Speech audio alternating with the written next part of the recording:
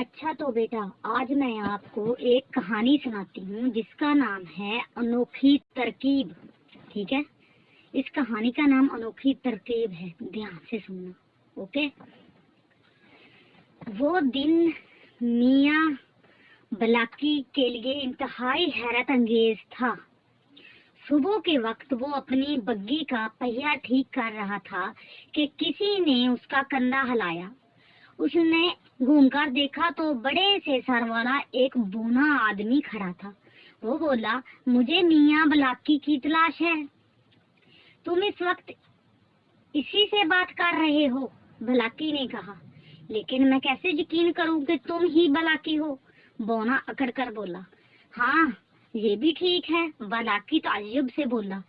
اس نے ادھر ادھر نظر دوڑائی تاکہ گواہی دلوا سکے، لیکن وہاں اور کوئی نہیں تھا. پھر اسے خیال آیا اور وہ مسکرا کر بولا، میں تمہیں اپنا شناختی کارڈ دکھاؤں؟ ہاں، بونے نے خوش ہو کر کہا. بلاکی نے کارڈ نکال کر دکھایا اور پوچھا کہ وہ اسے کیوں ڈھونڈ رہا تھا. بونا رونی صورت بلا کر بولا، رات ہمارے چچا فوت ہو گئے.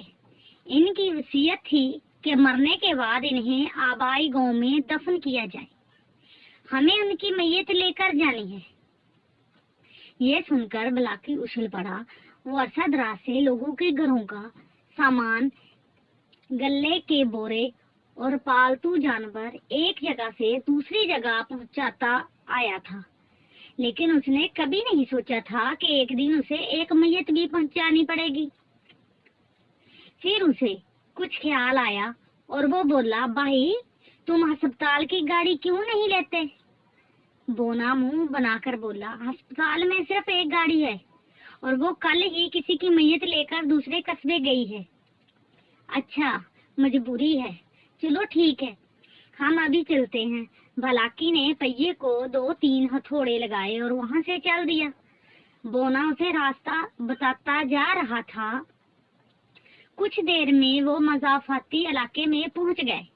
وہاں دور دور گھر بنے تھے. ایک بڑے مکان کے آگے بونے نے بگی رکوائی. ایسا لگتا تھا جیسے مکان بہت دنوں سے خالی پڑا ہے.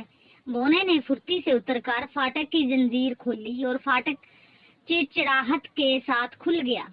اس نے بگی اندر لانے کا اشارہ کیا. گھر کے احاطے میں پرانے درخت اور جھاڑیاں اگی تھیں.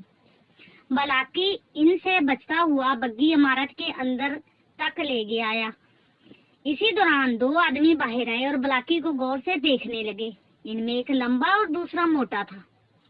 میت کہاں ہے؟ بلاکی نے پوچھا. اندر آ جاؤ، بونا اچھل کر سیڑھیاں چڑھتے ہوئے بولا. سب گھر میں داخل ہوئے. بلاکی کو کمرے میں ایک تابوت رکھا نظر آیا. اس نے اپنے ہیٹ اتار اور احترام سے آگے بڑھ کر اس میں جھانکا. وہ خالی تھا. وہ حیرت سے پلٹا. اسی دوران باہر سڑک پر کسی پولیس وین کے گزرنے کی آواز سنائی دی. اس کا سائرن بج رہا تھا. وہ تینوں اچھل پڑے اور دیوار کے ساتھ چپک گئے. وین فاٹک کے قریب آ کر رک گئی. کچھ دیر رکی، وہاں پھر آگے بڑھ گئی. جب وہ دور چلی گئی تو بونے کے ساتھ بونے کو غصے سے گھورنے لگے. ان کا خیال تھا کہ بونا پولیس کو اپنے پیچھے لگا لایا ہے، جبکہ بونا کہہ رہا تھا کہ وین اتفاق سے وہاں آ نکلی ہے. ان میں بحث ہونے لگی. بلاکی کو گڑبڑ کا احساس ہوا. وہ بولا، دوستو میرا خیال ہے آپ کی میت ابھی پہنچی نہیں. میں چلتا ہوں، کل اسی وقت آ کر معلوم کر لوں گا. وہ دروازے کی طرف بڑھا، لیکن لمبا آدمی اچھل کر اس کے سامنے آ گیا اور پستول نکالے ہوئے بولا، بڑے میاں کہاں چلے؟ میت ابھی آ جاتی ہے. اس نے بونے آدمی کو اشارہ کیا اور اکڑتا ہوا آگے بڑھا اور تابوت کا ڈھکنا کھول کر ان میں لیٹ گیا. اس نے آنکھیں بند کر لی تھی. باقی دونوں نے فوراً رونا شروع کر دیا. ہائے، ہمارے چچا فوت ہو گئے ہیں. وہ اچھی اداکاری کر رہے تھے. بلاکی کی سمجھ میں نہیں آ رہا تھا یہ کیا ہو رہا ہے.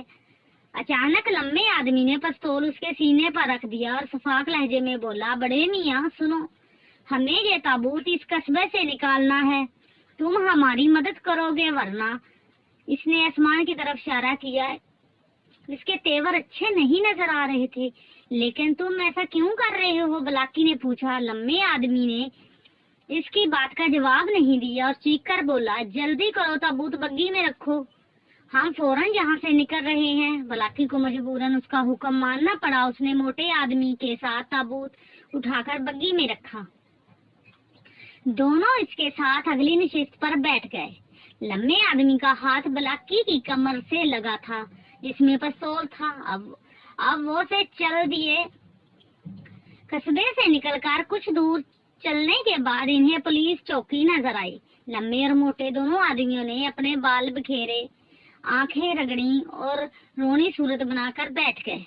वहाँ कई बग्गियां कतार में लगी थी। बलाकी ने भी बग्गी रोक दी। एक पुलिस एहलकार इनकी तरफ आया। करीब आकर वो मुस्कुराया। आया चाचा, बलाकी कहाँ चले? वो बाकी के एक पड़ोसी का लड़का था और उससे अच्छी तरह वाकिफ था।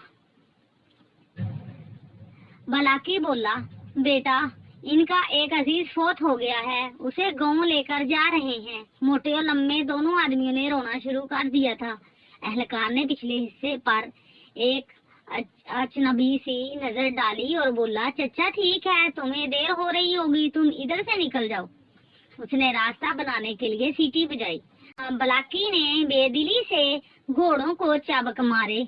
वो दिल में सोच रहा था कि जहाँ भी जान पहचान निकल आई, वरना दूसरा कोई इतनी आसानी से जाने नहीं देता। इसकी बग्गी आगे बढ़ गई।